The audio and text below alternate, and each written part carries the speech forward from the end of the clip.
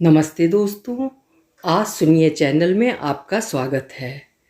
आज सुनिए प्रसिद्ध हिंदी लेखिका मेहरुन्निसा परवेज़ जी की लिखी हुई कहानी अपने होने का एहसास।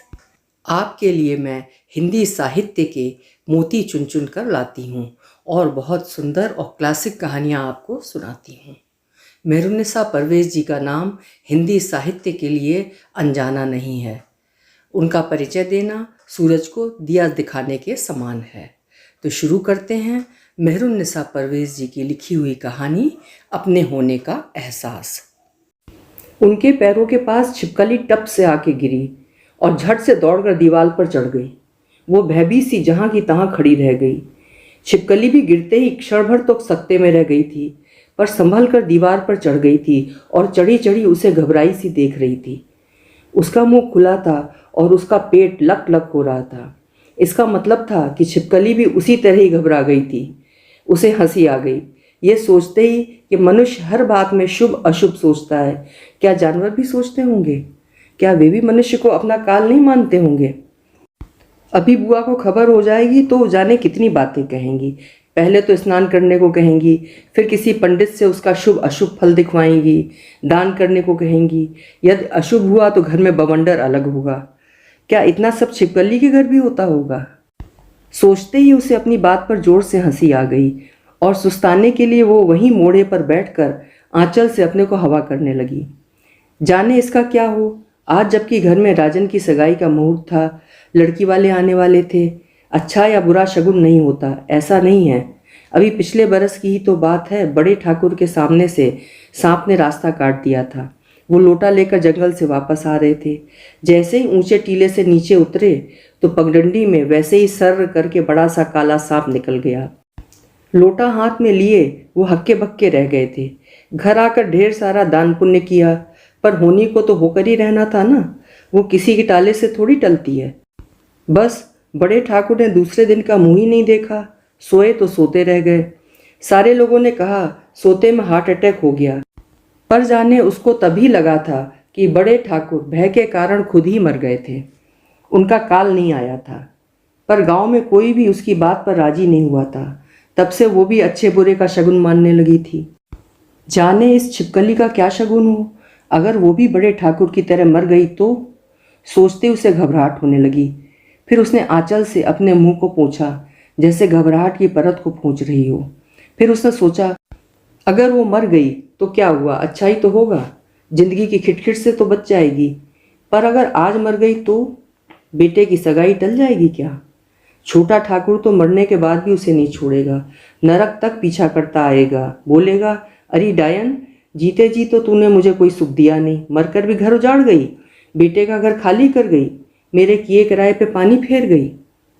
सोचते ही उसकी आंखें भर आईं। उसने दोनों हाथ जोड़कर राम जी को याद किया। हे राम जी, तुम सब जानते हो, मेरा काल आ गया हो तो 2-4 दिन रोक देना। बेटे की सगाई हो जाने दो, फिर ले जाना।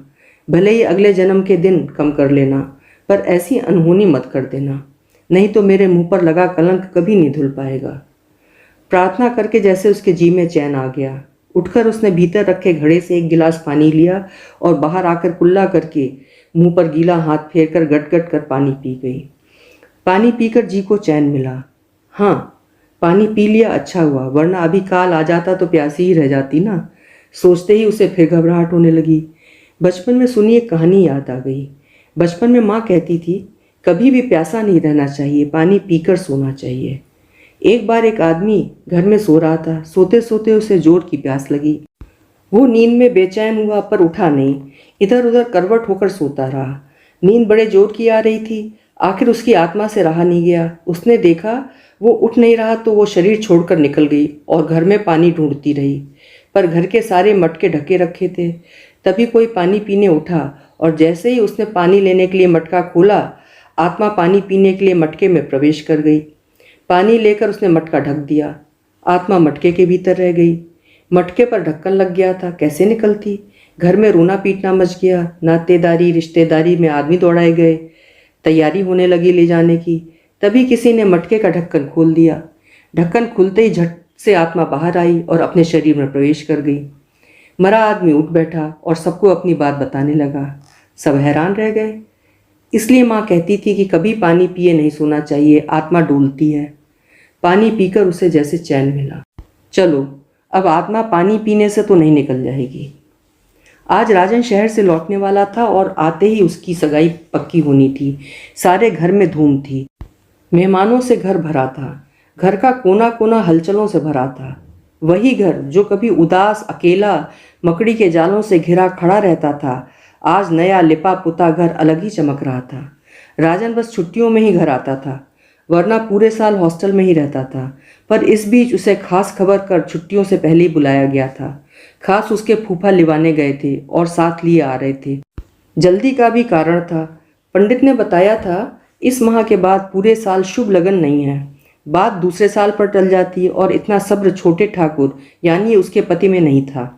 इतना बेसब्र तो वो शायद अपने ब्याह में भी नहीं था जितना बेटे के ब्याह में हो रहा था। खास शहर से हलवाई आया था जो पकवान बना रहा था। लड्डू तैयार हो रहे थे, पूरे गांव में बांटे जाएंगे।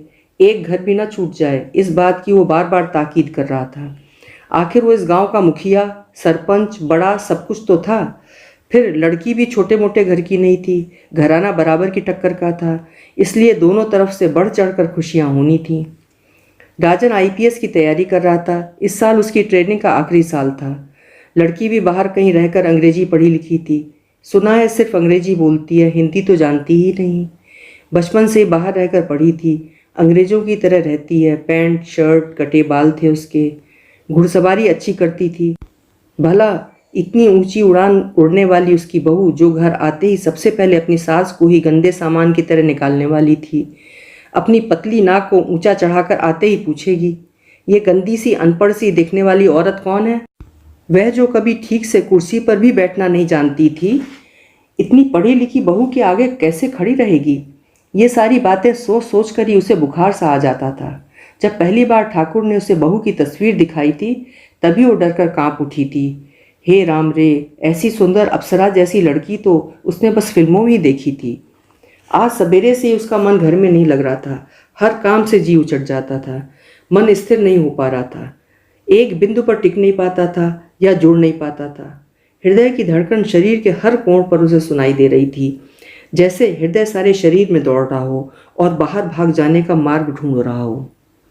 वैसे तो वो कभी संसार से जुड़ नहीं पाई, जहां रही वैरागन की तरह रही, जीने का धर्म निभाती रही। क्योंकि उसने कहीं सुना था कि मनुष्य को जब भगवान ने धरती पर भेजा है तो उसे अपने जीने का धर्म पूरा करना चाहिए। बचपन में ही माँ मर गई। बुआ के घर पलकर बड़ी हुई तो उसने एक विदुर को देखकर उसे ब्याह दिया, बिना दहेज के और बिना खर्च किए। बिना मेहनत किए जब कोई सामान घर लाता है तो उसकी कद्र भी नहीं करना जानता। वो भी जिंदगी भर फालतू सामान की तरह पति के घर पर रही। जब भी वो सोई, इसी चिंता से कि पता नहीं सवेरा देख पाऊंगी या नहीं। और जब सवेरे आंख खोलकर अपने आप को जीवित देखती तो सोचती, चलो राम जी ने जीने के लिए एक दिन तो और दे दिया। उसने कभी लंबी उम्र की बड़ी बड़ी बातों की चाह नहीं की। लंबी उम्र, बड़ी बड़ी बातों की चाहत भी वही लोग करते हैं जिन्हें झूठे ही सही पर आश्वासन, प्रलोभन मिलते रहते हैं। राम जी ने ये शरीर, संसार भी कैसा बनाया है, इसके भीतर चाह मोह कैसा जगाया है। उसी से बंधा रहकर तो मनुष्य जीवन के सारे ऊंचे नीचे रास्ते पार कर लेता है। कोई तो कहने वाला चाहिए कि तुम्हें जीना है, मेरे लिए जीना है, तुम्हारा जीवन मेरे लिए है, जरूरी है, अभी तुम्हारी उम्र ही क्या है। पर माँ के मरने के बाद ऐसा कोई चाहने वाला उसे मिला ही नहीं।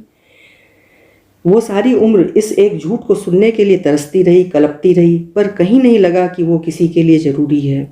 उसके लिए ही हर वो घर जरूरी रहा जहां वो थी, वरना वो जाती कहाँ। इसीलिए जीवन के खूंटे से बंधी रही कि कोई चारा डाल जाएगा। सारी उम्र वो खुद झूठ के घर जीती रही, जहां रत्ती भर भी किसी ने उसकी परवाह नहीं की। पर मनुष्य का जीना भी कितना जरूरी है कि जीने के लिए मजबूर होना पड़ता है। यह बात उसने केवल अपने जीवन से ही सीखी थी। सारी उम्र अपमान सहकर कोई जी नहीं पाता, पर उसे सहना पड़ा, जीना पड़ा। जीवन के नाटक का असली पर्दा उठने वाला था। जिस भय से वो सारी उम्र भयभीत रही, आज जैसे वही उजागर होने वाला था। जिस बेटे का, जिस झूठ का टेका लेकर वो आज तक खड़ी रही, आज जैसे वही टेका, वही लाठी उसकी मृत्यु का कारण बनने वाला था। अब जीवन में कुछ नहीं रह गया था, सब शेष होने वाला था। सारी उम्र वो इसी अंत का ही तो उल्हाना सुनती आई थी। आज उसका खून, उसका जिगर का टुकड़ा ही उसे लात मारने वाला था, अपमानित करने वाला था। आज राजन की सगाई वाला दिन था। जीवन भर कोसने काटने वाला पति, जो सारी उम्र उससे बैर सा पाले रहा, आज अपने मन की करने वाला था। उस दिन मूंज की खाट पर बैठकर हुक्का पीते हुए उसका पति चीख चीख कर उससे बोला था, मैं जो खुद सारी उम्र नहीं पा सका, अब बेटे के माध्यम से पा जाऊंगा। सारी उम्र जिस तृष्णा से प्यासा रहा, आज वही प्यास बुझाऊंगा। ऐसी बहू लाऊंगा जो तुझे सिर्फ नौकरानी की तरह ठोकर मारेगी। वो धरती पर औंधी पड़ी रोती सिसकती रही। जूते पहने लातों की मार ने शरीर का अंग अंग दुखा दिया था। शरीर को इसलिए बेदम होकर धुना गया था क्योंकि उसके हाथ से चिलम टूट गई थी। चिलम का बदला उसके शरीर को कूट कर निकाला गया था। जन्मते ही पिता मर गए। थोड़ी बड़ी हुई तो माँ चल बसी। बुआ ने मनहूस कह कह कर पाला। बड़ी हुई तो पति के घर भेज दिया गया। फिर पलट कर किसी ने मायके की दहलीज खूंदने नहीं दी। खरीदी लौंडी की तरह उसे लोग खरीदी पत्नी बनाकर ले गए, जिसकी बोटी बोटी पर उनका अधिकार था। बस केवल सांसें उसकी अपनी थीं, पर वो भी कभी कभी उनके डर से उसके शरीर में ऐसी फड़फड़ाती जैसे पिंजरे में मैना फड़फड़ाती है। जीवन में दुख सुख सुनने बतियाने वाला भी कोई होता है, पर उसने ये कभी नहीं जाना। बस देह की भाषा ही वो जानती और पहचानती आई थी, जैसे यही उसने जीवन में पढ़ना जाना था। पति रौबीला ऊंची पूरी काठी का मर्द था। अपने माँ बाप का इकलौता होने के कारण सिर चढ़ा था, जिसने कभी अपनी जूती भी सीधी नहीं की थी। पति के रूप में उसने घर में चिल्लाते दहाड़ते और मित्र मंडली में बैठकर ठहाके मारते ही देखा और जाना था। पति के सहज रूप को उसने कभी नहीं जाना था। वो आदमी सिर्फ अपने दम पर जिंदा था और सिर्फ अपने लिए ही जीता था। औरत घर सहेजने के लिए तथा शराब का नशा उतारने के लिए होती है, बस वो यही बात जानता था। पति ने कभी आंख भर भी उसे देखा हो, उसे कभी नहीं लगा। बाहर की औरत देखने की चीज होती है, सिर पर चढ़ाने और आंखों में उतारने की चीज होती है। ये परिभाषा देख सुनकर ही उसकी अपनी देह मुरझाने लगी थी। सारी उम्र वो घर सहेजती जोड़ती रही, पर उसमें रहने वाले ने कभी इस बात को महसूसा नहीं। हमेशा कहा, औरत का तो यही काम है। बचपन में माँ कहती थी, दीमक घर बनाती है और उसमें रहता सांप है। दीमक सारी उम्र मेहनत करके घर बनाती है, पर जब वो तैयार हो जाता है तो सांप उसमें अपना डेरा डाल लेता है।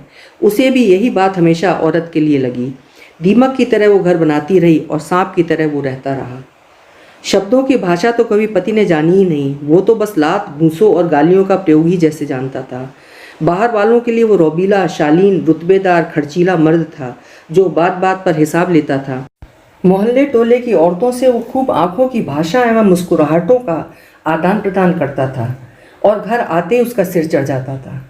सारी उम्र उसने उसे अनचाहे रूप में स्वीकारा और अनचाहे रूप से उसे खाने को टुकड़े देता रहा तथा बदले में उसे अपने एहसानों से पूछता रहा और कहता रहा कि औरतों को तो बस इतना ही चाहिए, इतने में ही तो वो निहाल रहती हैं। सारी उम्र वो बाहर रहा, बस रात को सोने के लिए घर आता। मेलों ठेलों में, नौटंकी में, महफिलों में, मित्र मंडली में वो सबसे आगे रहता और घर की दहलीज के भीतर ही उसका रूप कपाता था। वो हमेशा ऊंची उड़ान भरने वाला बाज पक्षी था और उसके पंजे में फंसी फड़फड़ाती एक चिड़िया मात्र थी वो। जीवन के प्रति उसकी बड़ी बड़ी उम्मीदें थीं। वो बहुत सुंदर रूपवती कन्या से शादी करना चाहता था, परंतु भाग्य ने उसके साथ उस जैसी मामूली व साधारण सी कन्या को बांध दिया था। जब वो एक बेटे की माँ बनी तब उसे लगा था कि चलो अब उसका जीवन सार्थक हुआ, कम से कम अपने बेटे की माँ के रूप में ही वो उसकी इज्जत करेगा। पर यहाँ भी भाग्य ने उसे मात दी। जब भी उसकी गोद में राजन को देखता तो कहता, तेरे पल्लू से बंधा ये भी काट का उल्लू बन जाएगा। वो लड़के को अपनी तरफ खींचकर अपनी गोद में बैठा लेता, उसे बाहर घुमाने ले जाता, हर समय उठने बैठने के तरीके सिखाता। जब वो उसे मारता या डांटता तो राजन उसकी पीठ के पीछे या दरवाजे के पीछे छिपकर भयभीत सा बाप को देखता रहता। वो रात दिन उठते बैठते बेटे को डांटता, सलीका सिखाता, पर वो किसी बात पर डांटती तो झट से उसे उल्टा बेटे के सामने ही लज्जित कर देता। चल चल, तू क्या जाने, तेरे बाप के घर ऐसा होता होगा, यहाँ तो जैसा हम चाहेंगे वैसा ही होगा, क्यों बेटा। बच्चा भी शह पाकर खुश होता। वो जानती थी कि गलत बातों की शह पाकर लड़का बिगड़ जाएगा, पर वो मुंह नहीं खोलती थी। कभी कभी वो अकेले में बैठकर बेटे को समझाती बहलाती, पर लड़का बाप को देखकर झट उल्टा हो जाता। वो हर चीज़ की फरमाइश जिसे वो अकेले में मना कर देती थी कि बिगड़ ना जाए, बाप के सामने करता, तो उसे हुक्म दिया जाता कि तुरंत पूरी करो। लड़के को अपनी तरफ मिलाकर वो जैसे उसे और कुचलना चाहता था और अपने मन की करके प्रसन्न रहता, पर कभी बेटे से ये नहीं कहता कि ऐसा मत करो, माँ को जवाब मत दो। वो सहमी सी अपनी दूसरी हार को भी स्वीकारती जा रही थी। पत्नी होने का अधिकार कभी उसने जताया नहीं, अब माँ होने का एहसास भी भूलने लगी थी। पर जब लड़का उसकी मर्जी के खिलाफ चलता तो वो उसे ये कह कहकर खूब रताड़ता, ढीठ है, गंवार है, अच्छी औरत होती तो बच्चा भी लायक होता, डायन का बेटा डायन ही तो निकलेगा। यानी हर तरह से उसे ही कोंचा जाता, अपमानित किया जाता। अपनी दयनीय स्थिति पर बस रोकर चुप हो जाती। पति उसे अंग्रेजी बोलचाल तहजीब सिखाना चाहता और वो उसे अपना घरेलू धार्मिक ज्ञान। आखिर पति ने देखा कि घर में रहकर बेटा सुधर नहीं सकता। वो हाथ से रोटी खिलाती और अपने पास सुलाती थी, तो उसने उसे पढ़ने शहर भेज दिया। जिस दिन राजन गया, जाते समय उसका पल्लू पकड़कर खूब रोया था, परंतु पति के आगे उसकी एक न चली और राजन को जाना ही पड़ा। वो भी चुप रह गई थी। जन्म देना केवल माँ का धर्म था, पालन पिता का धर्म। नियम कायदों में कैद वो सिर्फ छटपटाती रह गई थी। राजन छुट्टियों में ही घर आता था, पर आते ही वो उससे लिपट जाता। वो ज़्यादा से ज़्यादा अपना समय माँ के साथ बिताना चाहता। राजन जैसे जैसे आगे पढ़ता गया, बाप का घमंड और बढ़ता गया। वो दम साध कर चुप हो गई थी, मानो उसे किसी से कुछ लेना देना ही ना हो। पर राजन जब आईपीएस में आ गया तो बड़े बड़े घर की बात आने लगी। बाप गज भर की छाती लेकर बड़ी बड़ी बातें करने लगा। लोग उसके आगे पीछे घूमते थे, तब वो सहम जाती, कहीं ऐसा ना हो कि ज़्यादा ऊंचा उड़ने की कोशिश में लड़के की ज़िंदगी बर्बाद हो जाए। देखो, राजन की बात जहाँ कर रहे हो, क्या वो यहाँ निप पाएगी? आखिर उसने एक दिन डरते डरते पूछा। उसे कौन यहाँ रहना है, बंगले में रहेगी? पति ने जोर का ठहाका लगाया था।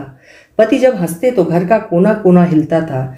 जब वो घर में होते तो घर की हर चीज़ उनकी मौजूदगी का एहसास कराती थी, मानो घर में भूकंप आया हो।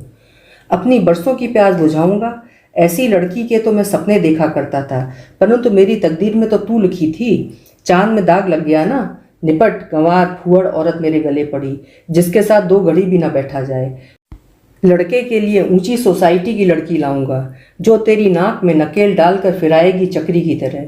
देखना, सारी संपत्ति उसके नाम कर दूंगा, तब तू देखेगी कि आदमी रूपवती अप्सरा पत्नी के तलवे कैसे चाटता है। एक घड़ी भी लड़का बाहर नहीं रहेगा।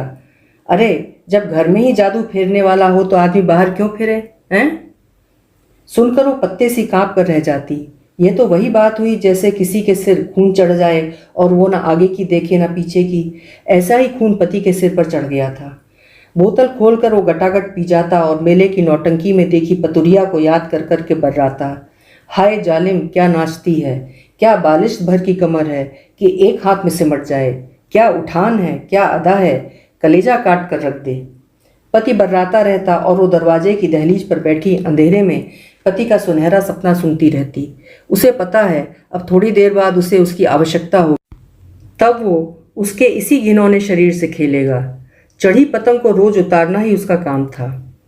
घर, जाने किसने इसका नामकरण किया होगा, पर जिसने भी किया है बहुत सुंदर नाम दिया है। जीभ पर आते ही शहद की एक मिठास सारे शरीर में उतर जाती है। पर घर सिर्फ दीवारों का नाम नहीं है, घर तो बनता है घर में रहने वालों से।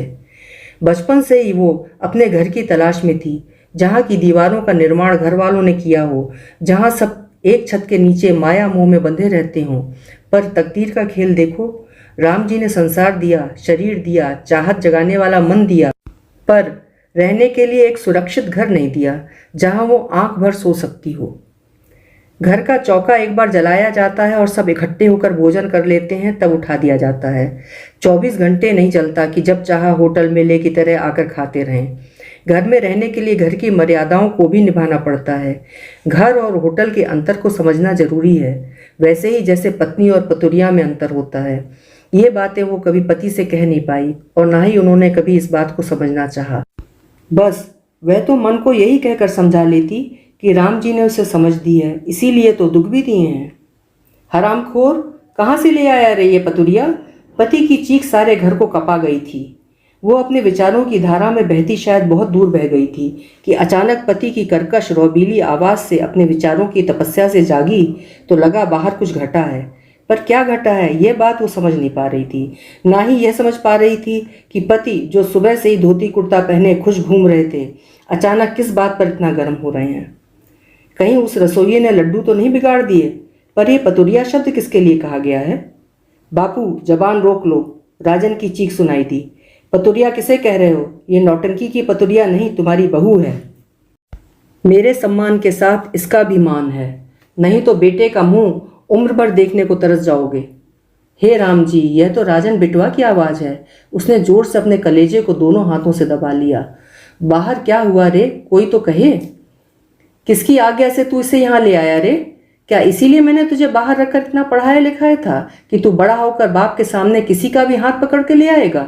पति दहाड़ रहे थे। जैसे शेर की दहाड़ सुनकर हिरन जान बचाकर जंगल में इधर उधर भागते हैं, वैसे ही लोग जहाँ के तहाँ हैरान परेशान खड़े रह गए थे। मैंने कोर्ट में इससे शादी की है। यह मेरे साथ पढ़ती थी। शादी मेरी होनी थी, सो मैंने अपने मन से कर ली। इसमें इतना बवेला खड़ा करने की क्या जरूरत है? Court marriage? पति गरजे। अंग्रेजी पढ़ाई का यही नतीजा है क्या? गांव में कोर्ट मैरिज को कोई मान्यता नहीं, हम लोग इसे ब्याह नहीं मानते। बापू, जिस ऊंची पढ़ाई से आप मुझे बड़ा आदमी बनाना चाहते थे, उसी पढ़ाई ने मुझे कम से कम इतनी समझ तो दी कि अच्छा और बुरा पहचान सकूं। जिस औरत को आप उम्र भर चींटी समझकर पैरों तले रौंदते रहे, वही मेरी आराध्य देवी रही। माँ ही मेरा आदर्श रूप रही, और मैंने उसी की तरह एक सीधी सादी लड़की को अपना जीवन साथी भी चुना है। तुम जीवन भर जिसके साये से मुझे दूर रखते आए, वही साया जीवन भर मुझ पर छाया रहा। मैं कभी उससे दूर नहीं हो सका। पतुरिया यह नहीं है, पतुरिया तो आप घर लाना चाहते हैं। अरे बेटा, मर्द रास्ते चलता है तो उस पर तितलियां मंडराती ही हैं। इसका मतलब यह नहीं कि हर तितली को घर ले आओ। पति चोट खाए सांप की तरह घायल होकर नरम पड़कर कुंडली मारने लगे थे। बापू, हर फूल पर तितली नहीं मंडराती। मैं तो बस माँ से आशीर्वाद लेने आया था, मुझे आपका आशीर्वाद भी नहीं चाहिए। वो अवाक, चुप, बेजान, शून्य सी होकर मूक अपने उसी कोने में बैठी सब देख सुन रही थी। उसमें जरा सा हिलने की भी शक्ति जैसे शेष नहीं रह गई थी। जीवन की हर घटना का हमेशा मुख्य मोड़ वही हो जाती है, जैसे उसे ही चिढ़ाने दिखाने के लिए सारी घटनाएं घटती रही हैं। और आज भी भरी बिरादरी में जैसे उसी को लेकर बातें कही जा रही थीं। उसे लगा ये भी चिढ़ाने के लिए ही है। माँ, आशीर्वाद दो, कहता राजन उसके पैरों की तरफ झुक गया। माँ, मैं तुम्हें लेने आया हूँ। मेरे घर को तुम अपने हाथों से संवारोगी। मैं तुम्हें यहाँ अब रहने नहीं दूंगा। राजन के पीछे छींट के बूटों वाली साड़ी पहने मासूम आंखों वाली एक गुड़िया सीधी सादी सी खड़ी थी। हू बहू वैसी ही जैसी राजन जब छोटा था तो वह उसे दुलारते हुए कहती थी, ऐसी ही कबूतरी तेरे लिए लाऊंगी। पर घर में तो जैसे उसकी पसंद नापसंद कोई अर्थ ही नहीं रखती थी। बेटे के कहे शब्द अभी भी गर्म शीशे की तरह उसे कानों में गूंज रहे थे, जैसे शब्द शब्द न थे, तोप के गोले हों जो दुश्मन को तोड़ देंगे। बेटे ने जैसे सारी उम्र की हारी बाजी को जीत में बदल दिया था, माटी की धूल को जैसे चंदन बना दिया था। वो क्या सुन रही है, क्या देख रही है? जैसे उसे अभी भी विश्वास नहीं हो रहा था। बेटा बड़ा होकर उसे मान सम्मान दिला सकता है, यह तो वो सपने में भी नहीं सोच सकती थी। इसी को तो कहते हैं घूरे के दिन भी फिरते हैं। उसने निहाल होकर दोनों बाहों में बेटे और बहू को बांध लिया। रोम रोम में जैसे शंख बज रहे थे, आंखों में जैसे गंगा उमड़ पड़ी थी। उसे आज पहली बार अपने होने का, जिंदा रहने का एहसास शिद्दत से हुआ था। अभी आप सुन रहे थे मेहरुन्निसा परवेज़ जी की लिखी हुई कहानी अपने होने का एहसास। कहानी आपको कैसी लगी मुझे कमेंट बॉक्स में ज़रूर लिखिएगा। फिर मिलेंगे। आपका समय शुभ हो, मंगलमय हो।